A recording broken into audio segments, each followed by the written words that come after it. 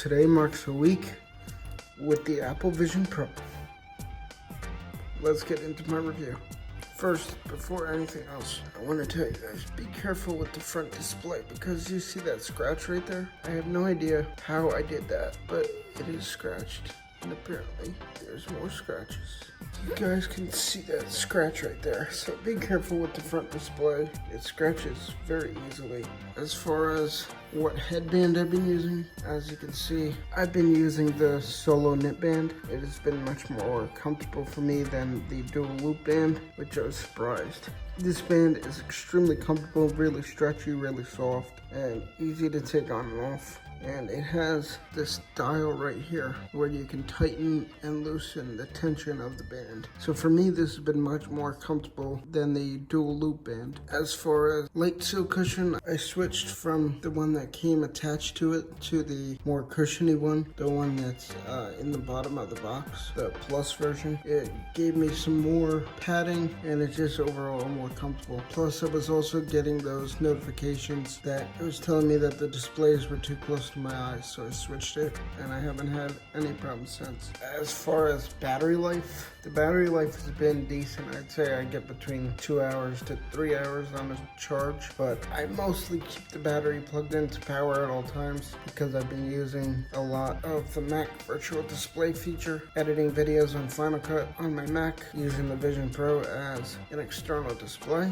So yeah, that's battery life. Battery life has been okay, nothing to write home about. But anyway, let's get into what I've been getting up to on Apple Vision Pro. Alright, so here we are on Vision OS. As you can see, here are all of our apps. And as you can see, we got Apple TV, Music, Mindfulness, Settings, Freeform, Safari, Photos, Notes, App Store, Mail, Messages, Keynote, and Compatible Apps. Compatible apps are iPad apps that have not yet been optimized for Vision OS. So as you can see here, I have Canva, ChatGPT, Peacock, Reddit on my Vision Pro right now, and eBay as well.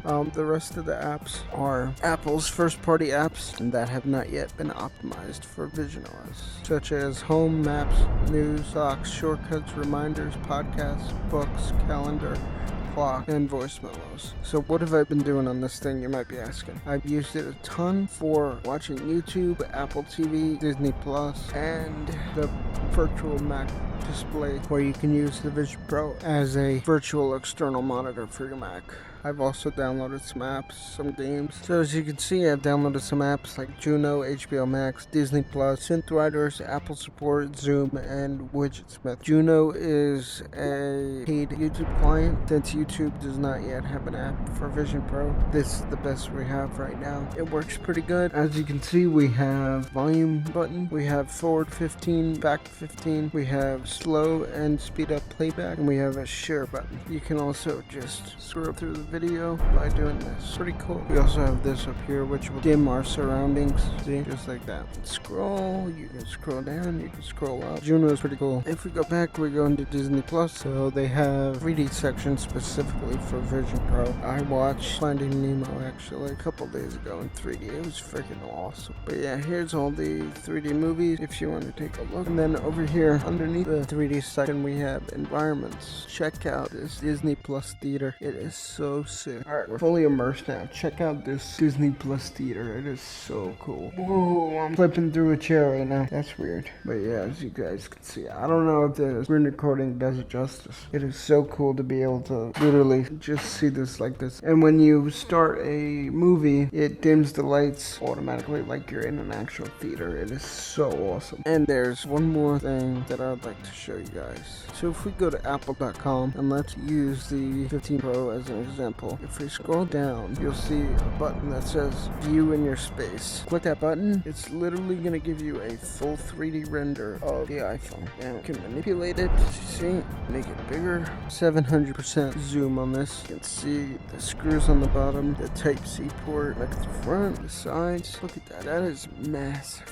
And as you see, the light actually reflects off the environment. Pretty cool, right? Alright, so resizing windows, you just look at the corner and you pinch and you pull. Now, if you want to have a second Safari window open, you go to the tab button and you press new window. Now you can have two Safari windows side by side and you can use them at the same time. Now let's say we want to listen to some music. We can put music up here. Let's say we want to look at some panoramas. Click on the immersive view. Boom, it just wraps around you like that. Panoramas are awesome to look at on Vision Pro. Put our photos over here. Let's say we want Apple TV. It's actually a good thing I opened this because I almost forgot about the immersive experiences. They have 3 shows specifically designed for Vision Pro. Oh no, they have 4 actually. As you can see, they have Apple Immersive Adventure, Apple Immersive Prehistoric Planet, Apple Immersive Alicia Keys Rehearsal Room, and Apple Immersive Wildlife. These are 4 3D spatial videos with a 180-degree field of view. So you're surrounded by the video, which is awesome. If you guys haven't seen these Apple TV Plus 3D shows, you gotta check them out. They're pretty cool. I watched the Adventure one and the Alicia Keys Rehearsal Room, and it was crazy. It felt like I was there, honestly. We'll be back with the regular camera view. This has been my review of the Apple Vision Pro. Overall, it's very comfortable. I don't know why so many people are complaining about the weight. The weight is not as bad as people are making it out to be. The battery life could be better, and I think this is one of those products that's gonna hit its stride in the 4th generation, probably. Kind of like the iPod Touch. I think the 4th gen of this is going to be where it really hits its stride, and it gets a lot better over time. Now, should you buy this? I'm not gonna say go out and buy this because it's $3,500 at minimum, but you should at least try it because it is a wild ride of an experience. This was my review of the Apple Vision Pro. I'll see you guys later.